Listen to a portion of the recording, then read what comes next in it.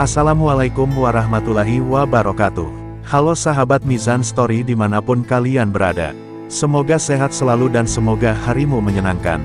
Siapa sangka, di balik suara lembut seorang sinden cilik, tersembunyi rahasia yang mengguncang dua alam. Niken Salindri, lahir dari keluarga dalang ternama di Kediri, ternyata memikul takdir besar sejak dalam buayan. Suaranya bukan sekadar anugerah, itu adalah warisan mistis dari Ratu Laut Selatan sendiri. Tapi saat suara itu mulai menggema ke penjuru negeri, dunia mulai retak. Suara Niken menjadi rebutan manusia, makhluk gaib, hingga kekuatan kuno dari masa lalu. Di antara pilihan menjadi penjaga dua dunia atau kembali sebagai anak biasa, Niken harus memilih.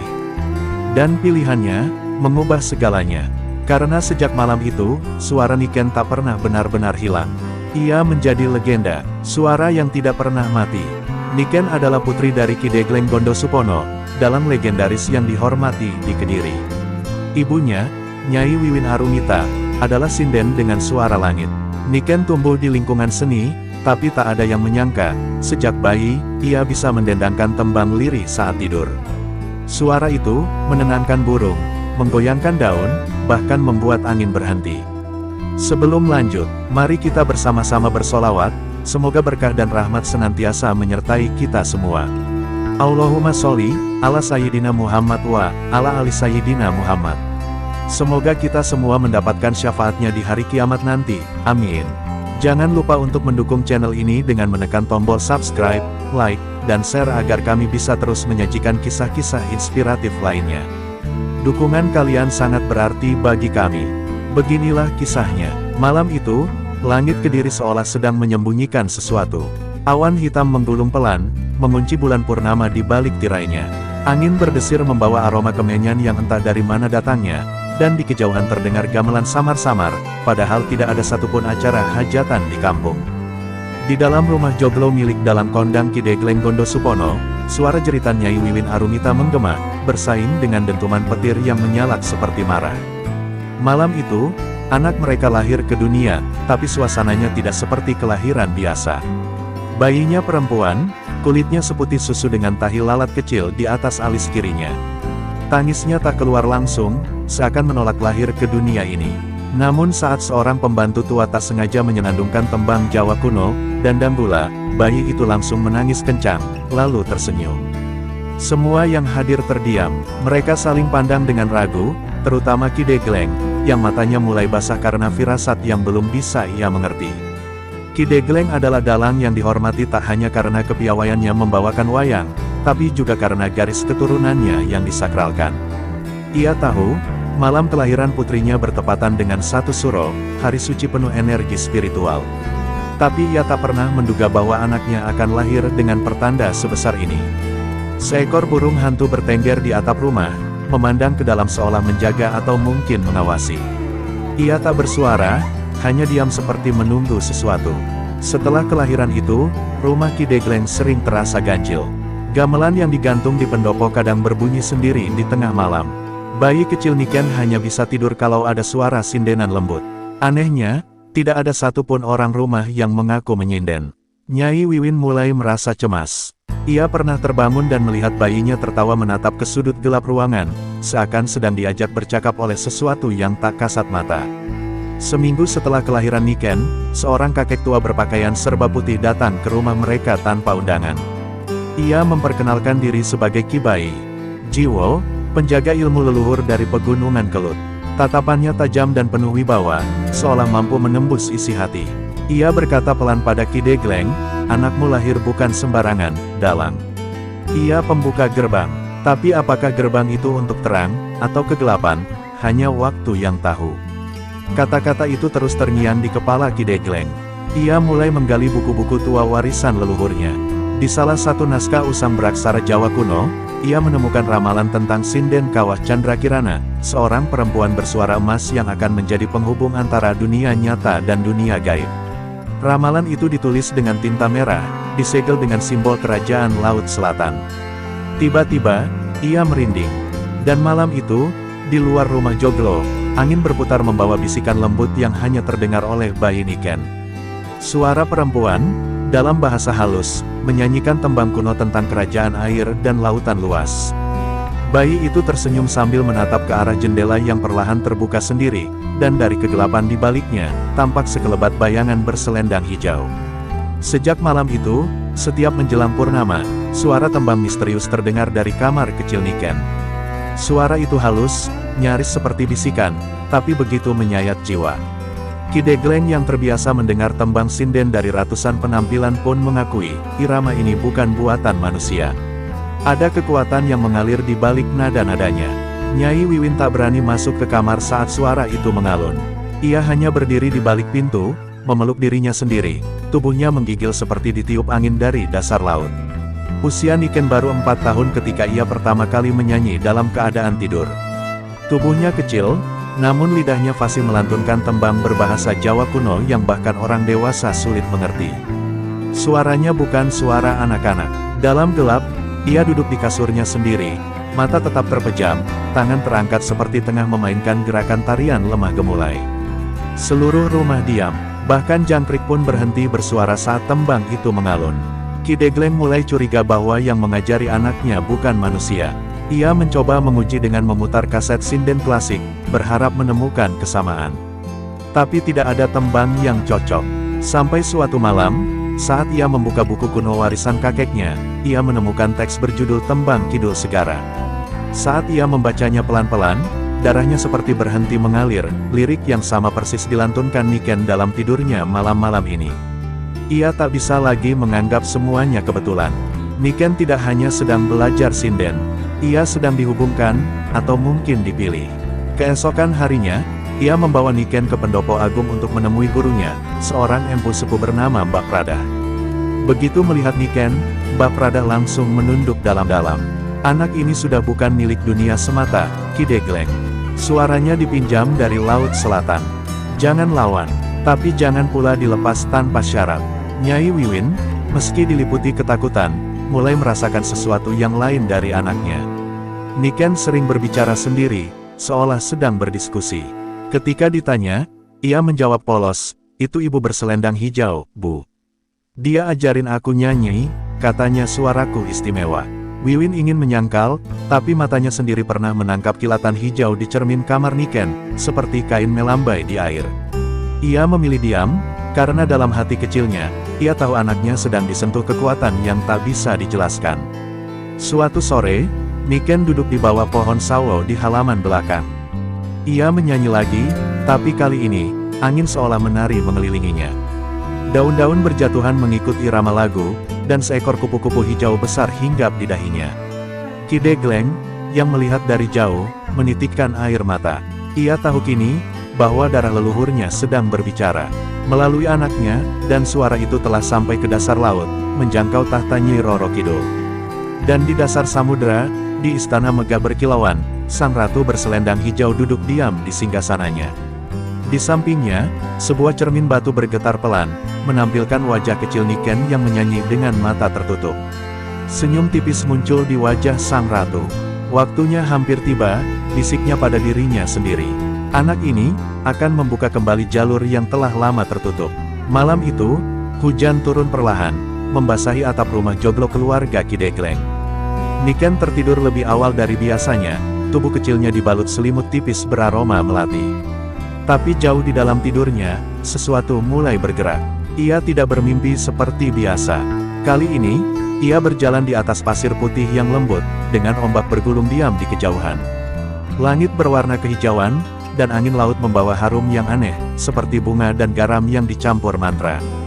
Di tengah pantai itu, berdiri seorang perempuan berselendang hijau zamrud, kulitnya seputih pualam, matanya tajam namun menenangkan. Ia tidak berjalan, melainkan melayang perlahan ke arah Niken. Suara gamelan terdengar samar dari balik laut, seolah ribuan makhluk tengah menabuh alat musik untuk menyambut pertemuan ini. "Salam, Niken," ucapnya lembut. "Akhirnya kita bertemu tanpa tirai." Niken, meski baru berumur 5 tahun, tidak merasa takut. Ia menunduk perlahan, seperti naluri dalam dirinya sudah mengenali sosok ini. "Apakah ibu yang ajari aku nyanyi?" tanyanya pelan. Perempuan itu tersenyum. "Bukan mengajari, Nak. Aku hanya membangunkan apa yang sudah kau miliki sejak awal." Suaramu bukan dari dunia ini saja. Kau adalah suara antara dua alam. Malam itu, di dunia mimpi yang seakan lebih nyata dari kenyataan, Niken belajar banyak. Ia diajak menari di atas air, menyanyi dalam bahasa yang bahkan lidah manusia tak bisa tirukan. Setiap lagu yang ia lantunkan menggetarkan permukaan laut, membuka jalan ke dalam gua-gua cahaya di dasar samudera. Nyi Roro Kidul tidak hanya menjadi gurunya, tapi juga pelindung, penjaga, dan sesuatu yang lebih, pembentuk takdir. Saat Niken terbangun, matanya masih menyisakan air mata. Bukan karena takut, melainkan karena rindu yang aneh, seperti meninggalkan rumah yang sesungguhnya. Ia bangun dengan tubuh ringan namun mulutnya langsung melantunkan tembang baru, yang bahkan belum pernah didengar oleh Mbah Prada sekalipun. Ki Degleng tercengang. Tembang itu adalah Uborampe Sukmalui, tembang yang konon hanya boleh dibawakan oleh putri spiritual Ratu Selatan sendiri. Sejak malam itu, Niken mulai sering tertidur sambil menyanyi, seolah ia hanyalah corong suara dari sesuatu yang jauh lebih besar. Nyai Wiwin kian dilanda ketakutan, apalagi ketika setiap mimpi Niken berakhir dengan simbol, sebuah istana megah di tengah laut, dan suara yang berkata, "Jangan lupa jalan pulangmu, Niken. Saat waktunya tiba, kau harus memilih." Tapi bagaimana bisa seorang anak memilih jalan antara dua dunia? Dan di pantai selatan, ombak mulai berdebur lebih keras. Para penjaga gaib kerajaan laut mulai sibuk menyiapkan upacara. Nyi Roro Kidul berdiri di balkon istananya, matanya menatap langit di atas Kediri. "Kita sudah terhubung," gumamnya. "Tinggal menunggu waktu, saat jiwamu benar-benar jadi milikku." Setelah malam-malam penuh tembang dan mimpi gaib itu, Ki Degleng tak lagi bisa menutup mata terhadap yang tak kasat. Ia mulai menggali pusaka tua dan manuskrip yang selama ini hanya ia simpan sebagai warisan dalang. Salah satu naskah berusia ratusan tahun menarik perhatiannya, lembaran lontar beraksara Jawa kuno dengan segel merah darah dan simbol ombak yang membentuk wajah wanita. Judulnya, Pangilon Sukma Ratu Segara. Dalam naskah itu tertulis kisah tentang seorang dalang leluhur yang bersumpah setia pada penguasa Laut Selatan dan menjanjikan garis keturunannya sebagai penjaga suara antara alam. Ki Degleng tercekat membaca nama sang dalang, Ki Gondokusumo Adirasa, leluhur garis lurusnya, yang ternyata menghilang secara misterius setelah pentas wayang di pesisir. Naskah itu menyebut bahwa setiap 7 generasi, satu anak dari keturunan itu akan dibuka suara jiwanya, dan menjadi pengemban tembang gaib milik Ratu Selatan.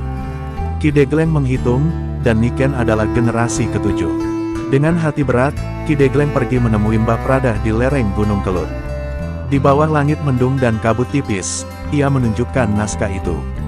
Mbah Prada menatapnya lama, lalu mengangguk pelan. "Kowe wis ngerti saiki, Degleng. Anakmu dipilih bukan karena kebetulan. Dia adalah pintu. Suaranya akan membuka jalur yang sudah lama tertutup. Tapi jalur itu bisa membawa cahaya, atau kegelapan." Sementara itu, Niken mulai menunjukkan perubahan yang tak bisa disembunyikan. Suaranya bisa menenangkan binatang buas, menghentikan hujan, bahkan membuat orang dewasa menangis tanpa tahu sebabnya. Nyai Wiwin, yang awalnya menolak semua ini, kini hanya bisa memeluk anaknya setiap malam dan berdoa agar suaranya tak menyeret Niken ke dunia yang tak bisa ia pulangkan. Tapi jauh di dalam hatinya, ia tahu, Niken bukan lagi anak biasa. Dalam sebuah mimpi panjang, Niken melihat dirinya duduk di singgasana laut, memakai mahkota dari mutiara dan ganggang. Di sekelilingnya berdiri ribuan roh penari, semua menyanyikan tembang yang belum pernah ia dengar, namun terasa sangat akrab di hati. Nyi Roro Kidul muncul dari balik tirai air dan berkata pelan, "Kau bukan hanya muridku, Niken, kau adalah warisanku. Darahmu telah bersumpah sejak zaman leluhurmu." Pagi harinya, Niken terbangun dengan tanda baru di telapak tangannya, sebuah simbol menyerupai ombak dan angin berputar, samar seperti kep air. Ki Degleng melihatnya dan menangis diam-diam. Ia tahu tak ada jalan kembali. Jalan yang telah dibuka ini harus dilalui. Dunia akan segera tahu bahwa putrinya adalah bagian dari legenda besar yang selama ini hanya dianggap mitos. Dan di pantai selatan, ombak menggulung lebih liar. Para penjaga gaib kerajaan bersiap, karena waktunya sudah dekat, waktu di mana sang suara leluhur akan dipanggil secara penuh. Niken Salindri, anak dari darah dalang agung, bukan lagi sekadar sinden. Ia adalah bagian dari takdir yang sedang bangkit dari dasar laut. Malam itu, alun-alun Kediri dipenuhi ribuan orang. Di panggung utama, akan digelar pertunjukan wayang kulit terbesar tahun itu, memperingati hari jadi kota. Ki Degleng diminta tampil bersama putrinya, Niken, yang kini berusia 7 tahun. Banyak yang penasaran, bocah sinden yang namanya sudah menyebar dari desa ke kota, bahkan konon suaranya pernah membuat seekor ular keluar dari sarangnya untuk menari. Tapi bagi Ki Degleng, malam itu adalah ujian. Ia tahu, suara putrinya bukan lagi milik panggung, melainkan milik takdir. Saat malam turun sempurna dan gamelan mulai ditabuh, Niken naik ke panggung dengan mengenakan kebaya hijau lumut, warna yang dipilihnya sendiri. Langkahnya tenang, wajahnya teduh tapi matanya seperti tidak benar-benar berada di dunia ini. Ketika ia mulai menyanyikan tembang Lelana Sukma, angin yang tadinya sepoi berubah menjadi kencang. Daun-daun berputar di atas panggung, dan suara gamelan terdengar lebih dalam, seolah dimainkan oleh tangan-tangan gaib. Penonton awalnya terkesima, tapi saat Niken menyanyikan bait ketiga, seekor burung camar melintas rendah, lalu berhenti di atas kepala Ki Degleng. Tak lama, awan menggulung dan langit seolah terbuka, menunjukkan kilatan hijau pucat yang tidak berasal dari lampu panggung. Orang-orang mulai panik, namun kaki mereka seperti terpatri di tanah. Tak ada yang bisa bergerak, semua mata terpaku pada Niken, yang kini menyanyi dengan suara yang menggema, bukan lewat pengeras, tapi langsung ke dalam dada setiap orang. Di balik panggung, para sinden dewasa menangis tanpa tahu sebab. Beberapa bahkan pingsan. Seorang penabuh kendang tua menggigil, lalu berkata pelan, "Iki dudu tembang manungsa, iki tembang saka enjero segara, ini bukan tembang manusia, ini tembang dari dalam laut." Dan benar saja, dari kejauhan terdengar gemuruh ombak, padahal Kediri jauh dari pantai. Tanah di bawah alun-alun terasa bergetar. Di tengah kekacauan itu, Niken berhenti bernyanyi. Ia membuka mata perlahan, menatap lurus ke arah bulan. Lalu ia berbicara, suaranya seperti dua suara bersamaan, suara anak kecil dan suara perempuan dewasa yang menggema dari kedalaman. "Aku datang bukan untuk menakuti. Aku hanya mengingatkan, bahwa warisan telah bangkit. Jangan halangi jalanku." Setelah itu, ia ambruk. Penonton teriak, acara dihentikan. Tapi semua yang hadir tahu, mereka telah menyaksikan sesuatu yang tak bisa dijelaskan. Berita keesokan harinya menggemparkan. Gempar di Kediri, suara mistis Niken Salindri hentikan pentas wayang, menjadi tajuk utama. Banyak yang mencoba membantah, menyebutnya rekayasa atau ilusi panggung. Tapi mereka yang hadir malam itu tahu betul, udara, suara, dan energi malam itu bukan buatan manusia. Di warung-warung kopi, cerita soal sinden cilik yang suara dan tubuhnya dirasuki roh laut menyebar cepat, dan nama Niken Salindri kini disandingkan dengan legenda. Ki Degleng menyimpan kebaya hijau yang dikenakan Niken malam itu. Anehnya, kebaya itu kini terasa basah setiap malam purnama, seperti baru saja dicuci dari laut. Ia tahu, pertunjukan itu bukanlah akhir. Itu hanya pembuka, pertanda bahwa putrinya kini benar-benar telah menjadi antara dua dunia. Dan jauh di pantai selatan, Nyi Roro Kidul hanya tersenyum, karena semua berjalan sesuai kehendaknya. Setelah malam penuh kejanggalan di alun-alun Kediri, hidup Niken tak pernah kembali normal. Rumah Ki Degleng dipenuhi orang-orang dari berbagai penjuru, wartawan, spiritualis, paranormal, bahkan pejabat daerah yang ingin meneliti suara Niken. Tapi di balik kerumunan manusia, ada yang lebih menyeramkan, makhluk-makhluk tak kasat mata mulai muncul di pekarangan, menatap diam dari balik bayangan. Mereka datang bukan untuk memuja, tapi untuk merebut. Karena suara Niken bukan lagi sekadar tembang, tapi kunci menuju dunia gaib yang lama terkunci. Ki Degleng membatasi tamu. Ia tahu, semakin banyak suara Niken terdengar, semakin besar pula energi yang memanggil kekuatan dari dua alam. Tapi suara itu hidup dalam diri Niken, mengalun sendiri, tak bisa dibungkam. Bahkan ketika ia berbisik pun, burung-burung berhenti terbang, dan kucing liar berkumpul di depan rumah seperti mendengarkan khutbah dari langit. Di malam-malam tertentu, suara Niken terdengar dari sumur tua, meski ia sedang tidur nyenyak di kamarnya. Nyai Wiwin mulai bermimpi buruk setiap malam, seorang lelaki berjubah hitam dan mata menyala merah selalu muncul, memintanya menyerahkan anaknya. Kadang lelaki itu berdiri di ambang pintu rumah saat subuh menjelang, lalu lenyap begitu azan berkumandang. Ki Degleng mulai memasang sesajen dan pagar gaib, tapi serangan makin nyata. Salah satu dalang saingan bahkan datang diam-diam membawa dukun dari luar kota, berniat mencuri suara Niken untuk dipakai sebagai kekuatan lakon gelap. Tapi begitu mereka mendekat ke rumah itu, langit berubah dan suara sinden terdengar dari bawah tanah. Mereka lari tunggang langgang, tak pernah kembali. Di dunia spiritual, kabar tentang sang suara warisan laut telah menyebar. Banyak makhluk dari dimensi lain yang ingin memiliki Niken, bukan hanya untuk disembah, tapi untuk dijadikan media pembuka gerbang. Suara Niken dipercaya bisa menghidupkan pusaka-pusaka tua yang tertidur di dasar tanah Jawa, termasuk Gentalalana Sukma, sebuah lonceng gaib yang konon bisa membangunkan roh leluhur Majapahit. Beberapa kalangan spiritual percaya, jika suara Niken dibunyikan di tanah keramat tertentu, ia bisa membangkitkan pasukan jin penjaga kerajaan lama. Mbah Prada kembali datang dengan wajah suram. Ia membawa kabar bahwa 3 petapa sakti dari 3 gunung berbeda mengirim peringatan yang sama, lindungi suara itu. Karena jika jatuh ke tangan yang salah, bukan hanya Kediri, tapi seluruh Jawa bisa tenggelam dalam kabut 2 alam. Ki Degleng gemetar, ia tahu waktunya hampir tiba. Suatu keputusan besar akan harus dibuat, menyembunyikan Niken, atau menyerahkannya pada garis takdir yang sudah ditulis sebelum ia dilahirkan. Niken sendiri mulai merasa suara dalam dirinya semakin berat. Ia sering pusing, kadang kejang, dan matanya berubah kehijauan sesaat ketika emosi naik.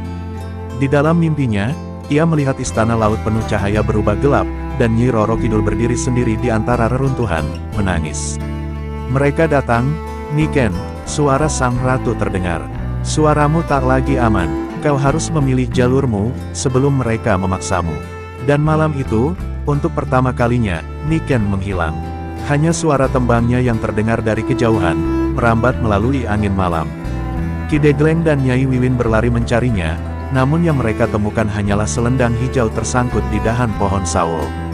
Dunia sadar, sang suara kini sedang diburu. Dan mungkin, dia sudah tidak berada di dunia ini sepenuhnya. Malam ketika Niken menghilang, seluruh Kediri seolah berhenti bernapas. Angin tak lagi berembus, suara jangkrik lenyap, dan bulan tertutup awan kelam yang tak kunjung berpindah. Ki Degleng dan Nyai Wiwin mencari tanpa henti, memanggil-manggil nama Niken hingga suara mereka serak. Tetapi hanya gema tembang lirih yang menjawab, seperti bisikan dari balik dimensi lain.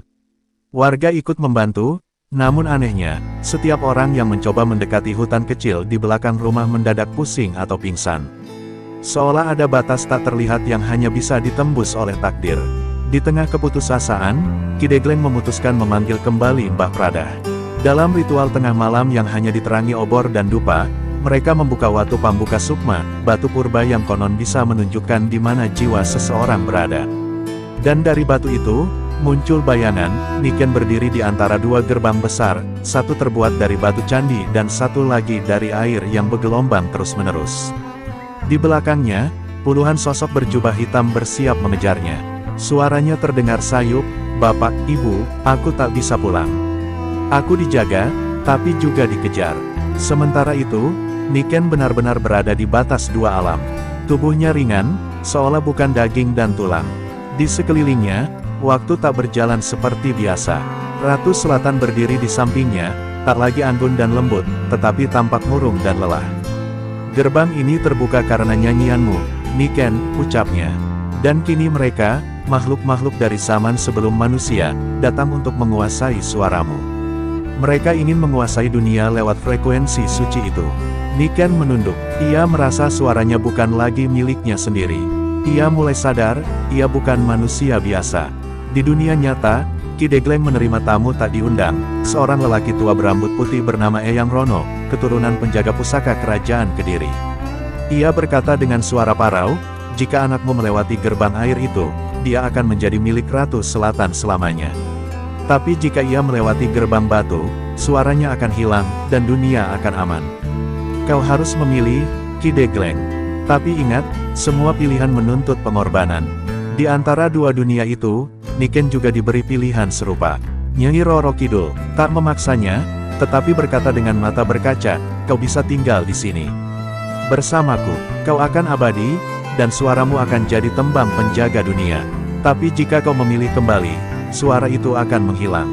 Kau akan jadi manusia biasa. Tapi kau bisa hidup bersama orang tuamu, tertawa, menangis, dan menua." Air mata mengalir di pipi Niken. Ia hanya seorang anak, tapi beban yang ditanggungnya lebih berat dari siapapun. Dan saat fajar pertama menyingsing di dunia nyata, langit di atas Kediri berubah merah darah. Gerbang antara dua alam mulai menutup, perlahan, namun tak pasti. Suara Niken terdengar sekali lagi, menggema dari angin ke angin, "Maafkan aku, Bapak, Ibu, ini jalanku. Aku akan menjaga kalian, dari sini." Lalu sunyi, tak ada lagi suara, tak ada lagi tanda, hanya selendang hijau yang kini melambai di langit, terbang perlahan seperti pamit. Di rumah Ki Degleng, gamelan tua tiba-tiba berbunyi sendiri. Satu nada, lalu hening. Mbah Pradah menangis diam-diam. Nyai Wiwin memeluk kebaya kecil Niken sambil terisak.